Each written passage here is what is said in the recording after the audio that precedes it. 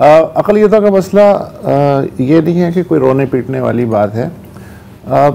जब भी हिंदुस्तान से बिलखुसूस 2015 के बाद से ये ख़बर आती है कि जी घर वापसी की तहरीक शुरू कर दी है कुछ पंडितों ने और मुसलमानों को जबरी तौर पे हिंदू बनाया जा रहा है और उसे घर वापसी का नाम दिया जा रहा है, तो यकीनन दिल दुख उठता है।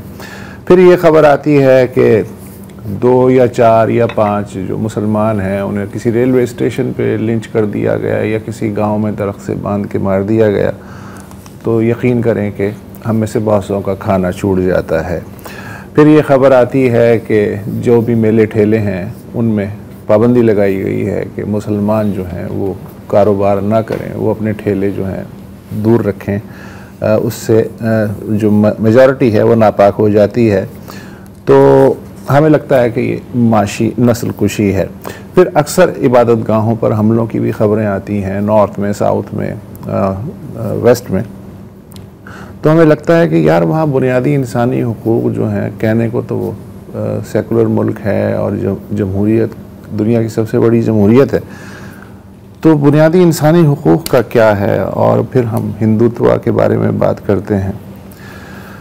लेकिन अगर यही सब कुछ या इससे कुछ मिलता जुलता हमारे इर्द गिर्द हो रहा हो, इस बिल्डिंग से बाहर हो रहा हो, तो हम में से अक्सर वो जो एक 3 सिंबल्स हैं उनमें से कोई एक बन जाते हैं। ना बुरा देखो, ना बुरा सोचो, ना बुरा सुनो।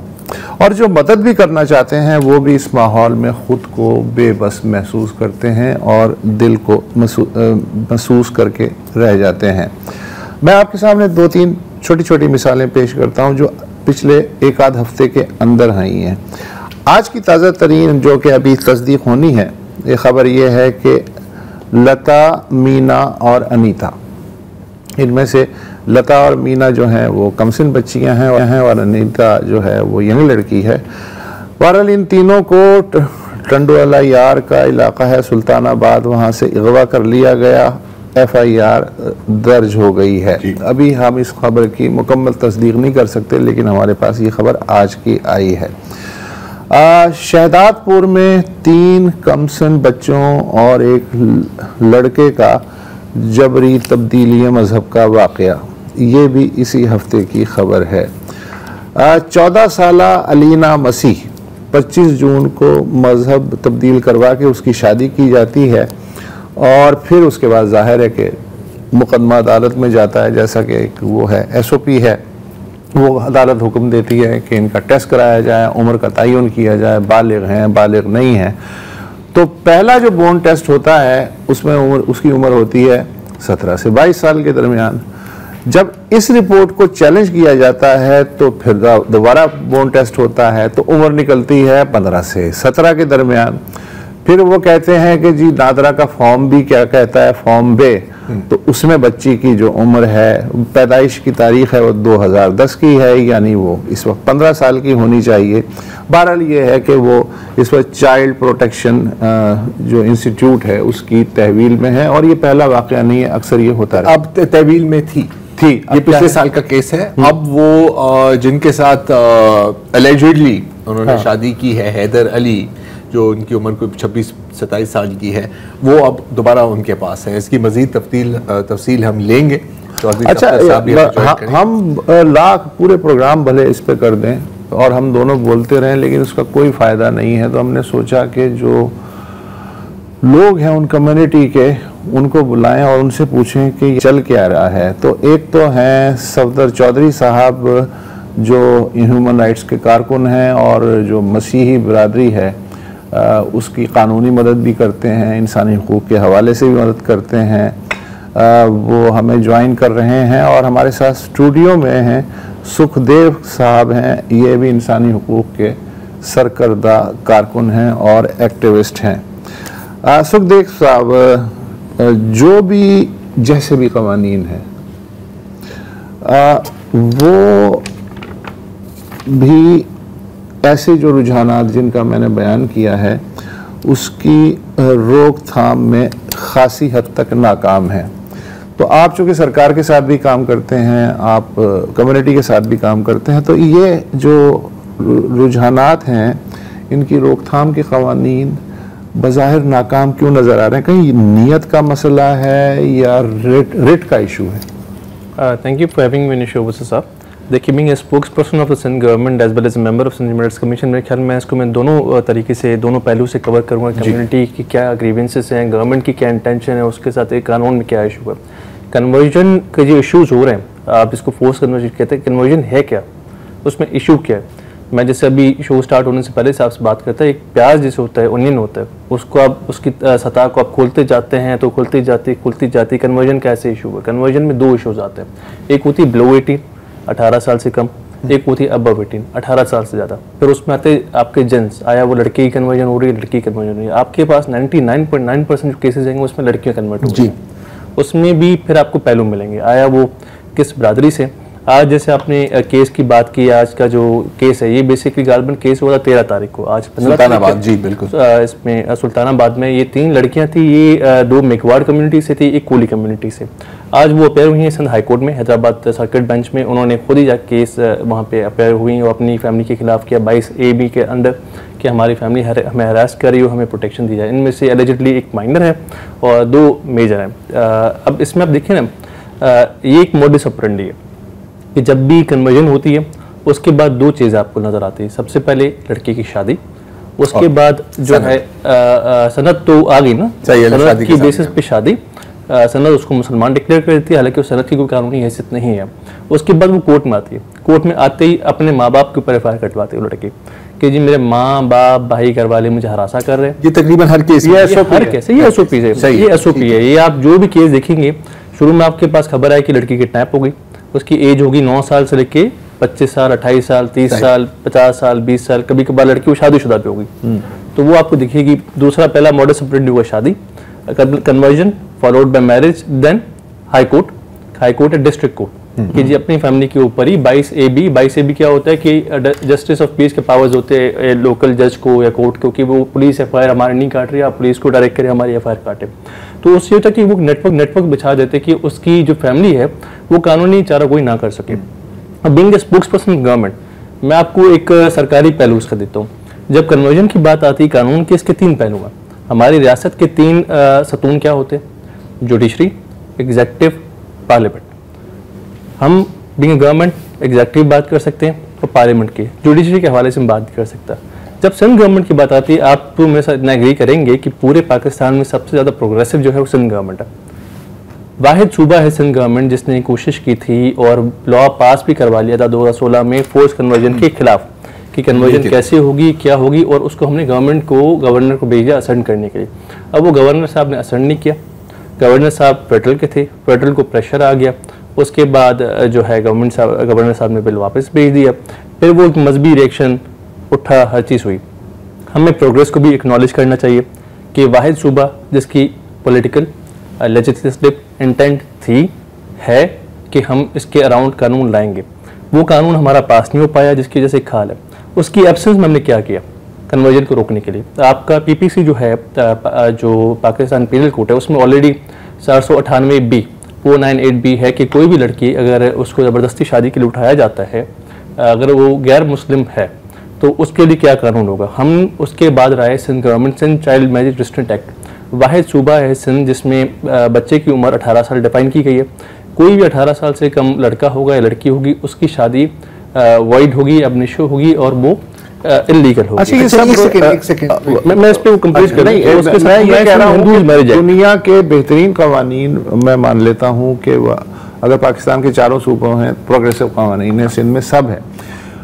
हमारा प्रॉब्लम यह है कि ग्राउंड पे ये कवानीन जड़ क्यों नहीं पकड़ पा रहा है। मैं ग्राउंड की बात कर रहा हूँ। हमें ये रोजाना खबरें जो मिल रही हैं, कवानीन तो बेहतरीन है, उस पर हम डिबेट ही नहीं कर रहे हैं। मैं बैठ जाता हूँ उस पर कर रहे।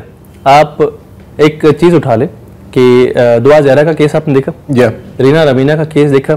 अक्सर क्या करते लोग, जो उनको कन्वर्ट करवाना होता है, बिलो 18 होते हैं, यहाँ से सिंध से लेके चले जाते हैं पंजाब में प्रॉपर कन्वर्जन सेंटर्स बने हुए हैं, इश्तिहार लगे उनके बाहर कि हमने इतने सालों में 1000 कन्वर्जन्स करवाई, 1500 कन्वर्जन्स करवाई, पूरी की पूरी इकॉनमी है। जैसे अभी आपने फॉलो किया होगा आज इस्लामाबाद हाईकोर्ट का कि एक पूरा ब्लास्फेमी गैंग है जो लोगों को जो है किसी न किसी वजह से फंसाता है, ब्लास्फेमी की झूठे ऐसे ही पूरे गैंग्स चलते हैं कन्वर्जन की। सिंध का मसला नहीं है, कन्वर्जन नेशनल इशू है। अब इस पे पंजाब में उसको लेके चले जाते हैं। दुआ ज़हरा को सिंध से पंजाब लेने जाने की जरूरत क्या पड़ी? सिंध का कानून आपको अलाउ नहीं करता 18 साल से कम शादी। रीना रमीना को जो इतना हाइप्ड अप केस का क्यों जरूरत पड़ी इस्लामाबाद हाईकोर्ट में जाके वहाँ पे शादी करवाने की? सिंध में आप नहीं करवाए क्योंकि सिंध का कानून आपको अलाउ नहीं करता। इसी तरह से हम सबसे बाद लाए सिंध हिंदूज मैरिज एक्ट 2016 से पहले कोई ऐसा कानून था ही नहीं कि जो है कि वो डिक्लेयर कर सके अगर मैं हिंदू मेरी शादी हुई है मैं उसको कानूनी तौर पे बता सकूँ कि ये मेरी बीवी है। तो अक्सर क्या होता था वो शादीशुदा औरत थी उसको उठा के कन्वर्ट कर देते थे या विलिंगली फोर्सफुली कन्वर्ट हो जाती थी। तो ऐसा कोई कानून नहीं था जो उसको रोक सके। तो हिंदू मैरिज जारी होता है, हिंदू मैरिज रजिस्टर जारी होता है, उसमें कानून में एक चीज लिखी हुई है अगर कोई शादीशुदा मर्द या औरत कन्वर्ट होना चाहता है तो उसको पहले सेपरेशन लेनी पड़ेगी, जुडिशियल सेपरेशन कोर्ट से, उसके बाद जाके आप कन्वर्ट हो सकते हैं और दूसरी शादी कर सकते हैं। ये आपका लिखा हुआ हिंदूज मैरिज एक्ट में। नेवरदलेस चैलेंजेस हैं, काफ़ी लूपहोल्स हैं। हमने सिंध गवर्नमेंट ने अपनी पॉलिटिकल विल पॉलिटिकल इंटेंट का एक बार नहीं बार बार मुजाहरा किया है सिंध हिंदूज मैरिज एक्ट में, Sindh child marriage registrant act में। और देखिए ना सिंध में जो स्टेट अपरेटिस है वो विक्टिम का साथ देता है, कभी भी ऑपरेसर का साथ नहीं देता। जी देखिए अब वो तो चले, अब जुडिशरी पे आपने बात की कि मुझे एक चीज़ की समझ नहीं आती कि जैसे अब ये जो आपका शहदादपुर वाला केस है राइट, इसमें सब माइनर्स नहीं है लेकिन कुछ माइनर्स हैं राइट। जैसे कि हनी कुमार की उम्र 13 साल है, दिशा की मेरा ख्याल 15 साल है राइट। तो अगर इनको बकायदा अबडक्ट किया गया है तो फिर चाइल्ड अबडक्शन का केस बनता है ना। लेकिन आप देखते हैं कि बेल होती है, श्योरिटी पे रिलीज हो जाते हैं, यानी कि संगीन श्योरिटी कितने में हुई आपको पता है इनकी कितनी हुई है पर चाइल्ड? इसमें 2 मेजर थे 2 माइनर थे, एक हनी और दूसरी उसकी कजन थी। वो दोनों 18 साल से कम थे जिनको पेरेंट्स के बाद कोर्ट ने वापस भेजा, वो भी कम्युनिटी के रिस्पांस के बाद। जब गवर्नमेंट ने इंटरवीन किया, जब सिंध गवर्नमेंट ने इंटरवीन किया, जब पुलिस ने उनको कराची से रिकवर किया, उसके बाद जब वो कोर्ट में हुई, पर माइनर 1 करोड़ पे बेल। खून के केस में 5 लाख होता है, 2 लाख होता है, 50,000 होता है, पर माइनर 1 करोड़ पे। क्या हमारे दिए अपने बच्चों को लेने के लिए पर बच्चा उन्होंने 1 करोड़ पे श्योरिटी जमा करवाई। ये है आपकी, मैं कुछ बोलूंगा बीइंग ए स्पोक्समैन गवर्नमेंट मेरे ऊपर वो तो इन अदालत ना लग जाए, मैं ज्यादा इस पे डिबेट कर नहीं सकता। लेकिन जरार का ये पॉइंट है कि यार ये सीधा सीधा अबडक्शन की दफात लगनी चाहिए ना। इस पे लगी हैं एफआईआर भी हुई हैं। जो पहले आप टंडो एलायर की केस की बात कर रहे थे, इसमें हमारे पास कवानीन है 365B, 377, 375, 498B सब लगती हैं। आज जो हुए एफआईआर 44, 45, 46 ऑफ 2025 टंडो एलायर केस पे लगी हैं। ये जो स्पेसिफिक केस आप बात कर रहे हैं सांगड़ की, इसमें क्या है, हमने जो इनिशियल इन्वेस्टिगेशन, ये इंडॉक्ट्रिनेशन अभी से नहीं हो रही थी, 2 साल 1.5 साल से मतलब ग्रूम किया जा रहा। एक इंस्टीट्यूट जिससे वो पढ़ रहे थे, एक पूरा का पूरा गैंग अपेरेंटली, मैं भी इस पे हतमी नहीं कह सकता, इन्वेस्टिगेशन इज अंडर वे, कि प्रॉपर गैंग है जो 2 साल 1.5 साल 3 साल इंडॉक्ट्रिनेट करता है। जो एजुकेशन इंस्टीट्यूशन में लड़कियां होती हैं स्पेशली वो टारगेट करते हैं लड़कियों को, बच्चियों को। और ये मेरे ख्याल में सिंध से बाहर भी काम कर रहा है, सिर्फ सिंध में नहीं है। सिंध में पहले हॉटस्पॉट्स होते थे, मैं उनका नाम नहीं लूंगा, जहाँ पे लोग जाके कन्वर्जेंस करवाते थे, कोई मेरे गांव में है, कोई आपके गांव में है। अब ये प्रॉपर एक आप समझे बिजनेस बन गया इस चीज़ का। तो ये एक सोसाइटल इशू है, इस पे सबको सोसाइटी को मिलकर काम करना पड़ेगा। पर अनफॉर्चुनेटली हमारे दौर में आपने देखा, जाओ लग के दौर के अलावा मेरी ज़ाती नज़र में इमरान खान साहब का दौर है, उन्होंने जो अकलियतों के इशू को दचका दिया। और 2019 में जी पार्लियामेंट्री कमेटी बनी, उसके सरबराह कौन थे? अनवारुल हक काकड़ साहब, आपके साबका वजीर आजम मुल्क के। किस चीज़ पे कमेटी बनी? फोर्स कन्वर्जन के हवाले से। फोर्स कन्वर्जन को उन्होंने जाके जहाँ जहाँ पे हॉटस्पॉट्स हैं, जैसे मेरा इलाका गोटकी है, सांगड़ है या पंजाब कुछ इलाके, वहाँ पे जाके अब अनवारुल हक काकड़ साहब आके कहते हैं कि जी कोई फोर्स कन्वर्जन नहीं होती, कोई ऐसा मसला ही नहीं है। पर फिर भी हम इसके लिए, क्योंकि पार्लियामेंट्री कमेटी बन गई है, हम इसके लिए लॉ लाते। पार्लियामेंट्री कमेटी बनी क्यों आपको पता है? पाकिस्तान को पहली बार डिक्लेयर किया गया country of particular concern bye United states international religious freedom agency, जो यूएस स्टेट डिपार्टमेंट के अंडर चल रही। कोई भी कंट्री सीपीसी अगर डिक्लेयर होता है तो स्टेट डिपार्टमेंट के पास इख्तियार होता है, वो उसके ऊपर ट्रेड एम्बार्गो लगाते हैं, उसके साथ तजारत ना करे, वो उससे बचने के लिए उसको फिर वेव ऑफ करता है। मतलब वो एक बार्गेनिंग चेक आपका एक दूसरा मुल्क आपके ऊपर रख के बैठा वो। उसके साथ हमारा दूसरा इशू क्या चल रहा है? जीएसपी प्लस का, यूरोपियन यूनियन का। तो उसकी वजह से ये उसकी वजह से वो उन्होंने इमरान खान में, जब वो पार्लियामेंट्री कमेटी का ड्राफ्ट बिल बनने गया, तो जब कमेटी में आया तो इमरान खान साहब पहले तो जी कुछ मजहबी स्कॉलर्स जो इन चीज़ों में इन्वॉल्व होते हैं, स्कॉलर उनको कहना चाहिए, उनको अश्योरेंस देते हैं, it's reported, it's in news, कि मेरी गवर्नमेंट के अंदर ऐसा कोई कानून नहीं आएगा। फिर जो कमेटी में जाता है तो दो पीटीआई के जो है रुकन, एक तो अलीमोहम्मद खान साहब थे जो पार्लियामेंट्री अफेयर्स के मिनिस्टर, दूसरा नूर अल कादरी साहब, उन्होंने विदाउट वोटिंग बिल स्क्रैप कर दिया। वहाँ पे कहते जी ये एंटी इस्लाम है, ये एंटी एनवायरमेंट फ्रेंडली, और वहाँ से सीसीआई को उन्होंने रेफर कर दिया जिसका मैंडेट ना, तो सीसीआई किसको बुला के वहाँ पे ले रही है, आप इमेजिन कर सकते हैं। आप तो जाहिर है। अच्छा, सीसीआई उन लोगों को बुलाया जो कन्वर्जन करवाते हैं, जो एलिजिड है, उससे काउंसिल ऑफ इस्लामिक आइडियोलॉजी किबला अयाज साहब जब थे, उन्होंने पूछा उन लोगों से जो कन्वर्जन करवाते कि आया ये बिल लाना चाहिए, हमें नहीं लाना चाहिए। बहुत खूब। तो ये तो हाँ, उनकी राय, तमाम स्टेक होल्डर्स को बुलाना जरूरी होता है साहब, आप अच्छी तरह से ज़ियाउल के बाद मेरे ख्याल में जो उन्होंने धक्का दिया ना एक माइनॉरिटी की कॉज को पीटीआई ने, वो शायद ही कोई पहुंचा। एक गुफ्तगू हो रही है जबरी तब्दीली मजहब और अक़लियतें। सुखदेव साहब की आपने गुफ्तगू सुनी। हमारे एक और मेहमान हैं जूम पे सफदर चौधरी साहब, वो पंजाब से उनका ताल्लुक़ है और मसीही बरादरी के हुकूक़ और इंसानी हुकूक़ जो मजमूई तौर पे हैं औरतों बच्चों के, उसके लिए 30 बरस से ज़िंदगी के 30 बरस वो अभी तक दान कर चुके हैं इन इशूज़ के लिए। सफदर चौधरी साहब, आपने सुखदेव साहब की गुफ्तगू सुनी, पंजाब में भी यही सिचुएशन है? जी thank you very much sir. बिल्कुल मैंने इनकी गुफ्तगू सुनी है, बिल्कुल वो कुछ सूरत हाल मिलती जुलती है। हाँ। सूरत हाल कुछ यूँ है, चूंकि सिंध में हिंदू कम्युनिटी की तादाद ज्यादा है, तो इसलिए वहाँ पर हिंदू बच्चियों के साथ फोर्स कन्वर्जन और अंडर एज मैरिज का जो इशू है वो ज्यादा है। और इसी तरह पंजाब में मसीही लोगों की तादाद जो है वो ज्यादा है, और यहाँ पर फोर्स कन्वर्जन और अंडर एज मैरिजेस का जो वो इशू ज्यादा है। सो गुजारिश ये है कि कई ऐसे केसेस में हम अदालतों से, पुलिस से और दीगर अदारों से मदद मांगते रह जाते हैं, लेकिन हमारे हाथ कुछ भी नहीं आता। रिसेंटली जो आपने भी एक केस का जिक्र किया जिसमें अलीना मसीह अगवा किया गया, जून 24 को वो घर से अगवा होती है और 25 को उसकी एफआईआर दर्ज होती है। 27 को उस बच्ची का हैदर अली के साथ निकाह कर दिया जाता है। और होता यह है कि जो मौलवी साहब हैं वो ना तो बच्ची का कोई बेफॉर्म देखते हैं, ना कोई स्कूल सर्टिफिकेट देखते हैं, ना कोई चर्च सर्टिफिकेट देखते हैं। और होता क्या है कि मौलवी साहब उस बच्ची की उम्र जो है निकाहनामा में 19 साल दर्ज कर देते हैं, जबकि नादरा का बेफॉर्म, उसका चर्च सर्टिफिकेट, उसकी 5वीं जमात की संद चीख के कह रही है कि बच्ची की उम्र 14 साल है।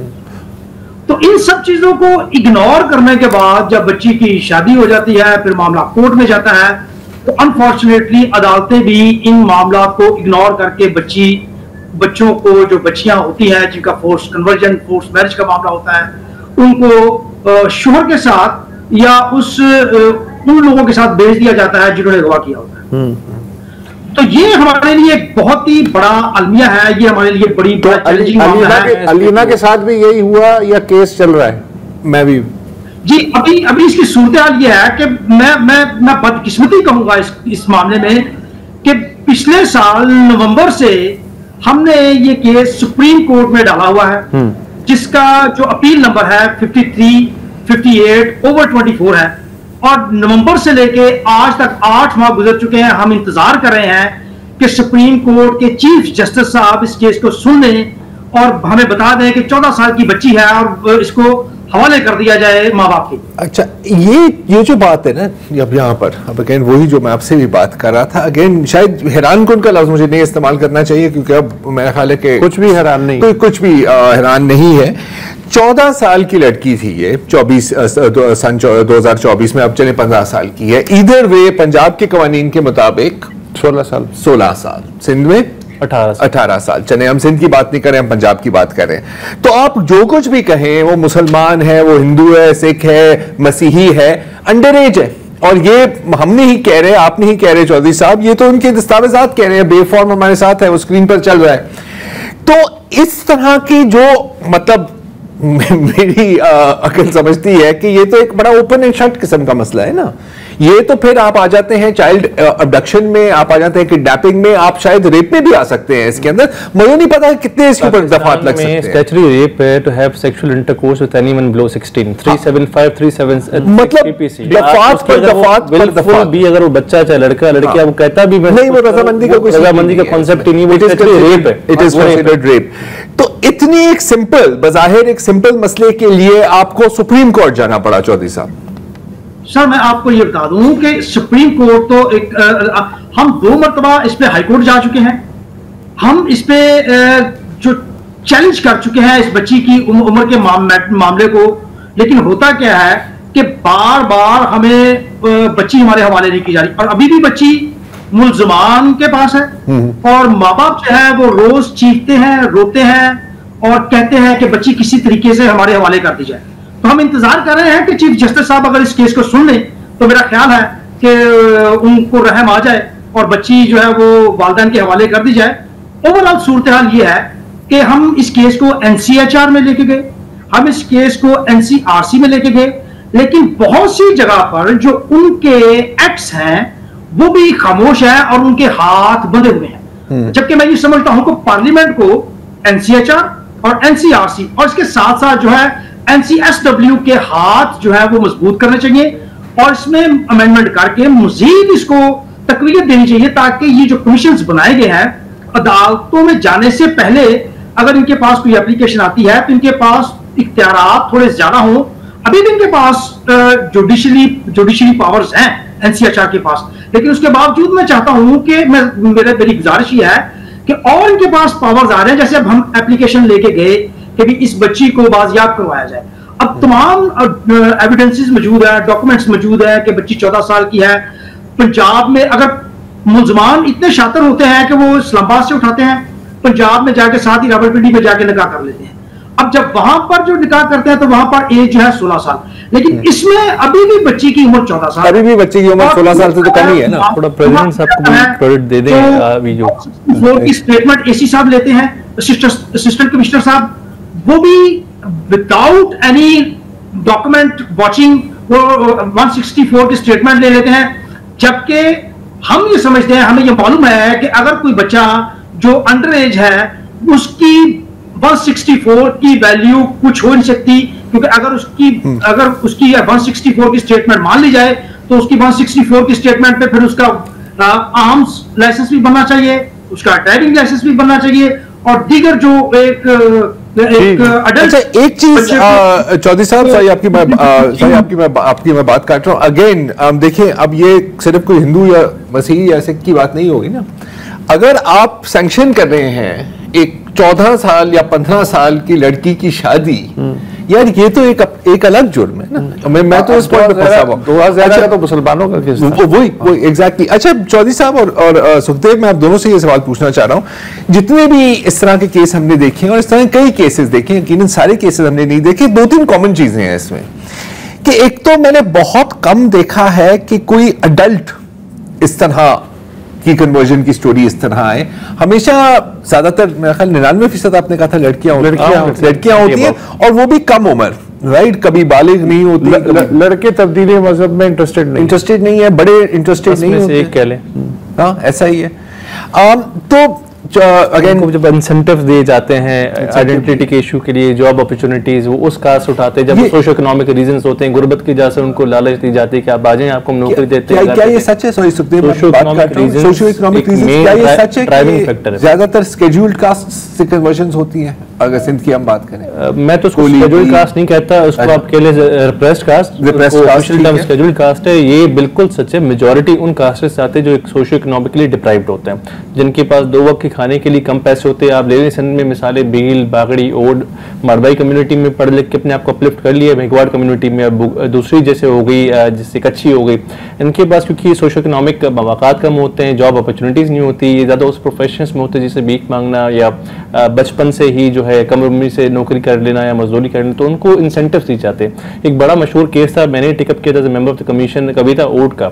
वो लड़की जब कन्वर्ट हुई कनकोट से के घुटकी में कन्वर्ट हुई, तो मैंने उसका घर जाके देखा, हर चीज़ देखी, तो वो किसके साथ कन्वर्ट हुई? वो उसके साथ कन्वर्ट हुई जो एक लड़की 12-13 साल की होगी, जिसके साथ कन्वर्ट हुई, he was above 30, but he was able to provide her with food, shelter, ये सब इंसेंटिव्स देके उसने उसकी ऐसी इंडोक्ट्रिनेशन की, आप मजहब तब्दील कर लें, फिर जो है आपको ये सब चीज़ें भी प्रोवाइड हो जाएंगी।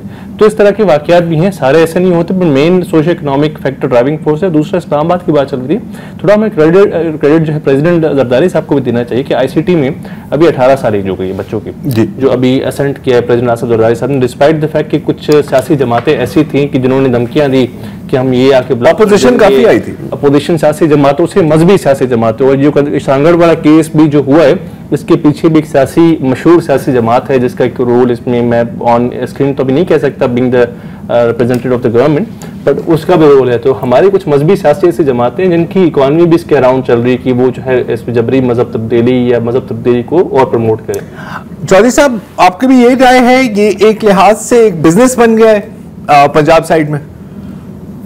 अच्छा सर, मैं थोड़ी सी जरा इससे बियॉन्ड बात करूंगा। जहां तक अगर खुली खुली बात यह है तो मैं तो ये समझता हूं कि ये सोची समझी साजिश के तहत ये सब कुछ किया जा रहा है, रियासत की नाक के नीचे हो रहा है, और ये खुली माइनॉरिटीज की जेनोसाइड है।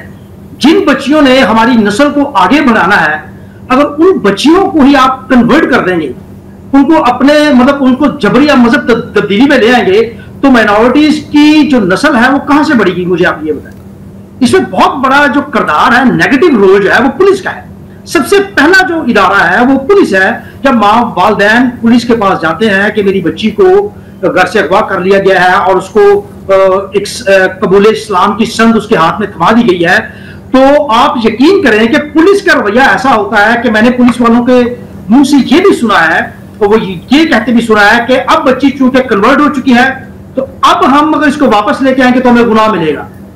तो मुझे ये बताएं, जब पुलिस का माइंडसेट ये हो, आप मुझे ये बताएं कि आप पुलिस का एक फिकरा लिखा हुआ सुप्रीम कोर्ट तक जाता है, तो अगर पुलिस को अगर ट्रेन किया जाए, पुलिस को भी ट्रेनिंग दी जाए कि भाई आपने माइनॉरिटीज के इश्यूज को, खासतौर पे अंडर एज कन्वर्जन है, मैं जो 18 साल से ज्यादा बच्चों की कन्वर्जन पे बात ही नहीं कर रहा, तो हर बंदे की अपनी मर्जी है, वो जो मर्जी मजहब इख्तियार करे, लेकिन जो 18 साल से कम उम्र बच्चियां हैं, मैं उसकी बात कर रहा हूं कि पुलिस को ट्रेन किया जाए कि अगर इस तरह के इश्यूज आते हैं तो उनको थाने की हद तक की अगर मामला को सेटल कर लिया जाए, तो मेरा ख्याल है कि आगे ना जाए। बहुत से वालिदैन जिनके पास एक वक्त का खाना भी घर में मौजूद नहीं होता, लेकिन जब उनको ऐसे मामला पड़ जाते हैं, हमारा माशरा है। लेकिन ये जुमला जो है ये 7000 साल से ही चल रहा है। पैसे नहीं होते आप देखें इंतजार पसंदी कैसे पेनिट्रेट करें, मुकदमात को लड़े। तो फिर आप मुझे बताएं कि जब इकोनॉमिकल पोजीशन सिचुएशन माइनॉरिटीज की इस हद तक खराब होगी, तो जस्टिस कैसे मिलेगा? यहाँ तो बड़े बड़े अमीर ज़्यादा जो है वो जस्टिस नहीं ले सकते अदालतों में, जस्टिस बहुत महंगा हो। ठीक है, बहुत बहुत शुक्रिया चौधरी साहब, सुखदेव साहब। अभी और भी हम इस पे बात कर सकते थे, लेकिन ऐसा नहीं है कि हमें दोबारा मौका नहीं मिलेगा। क्यों वो सर?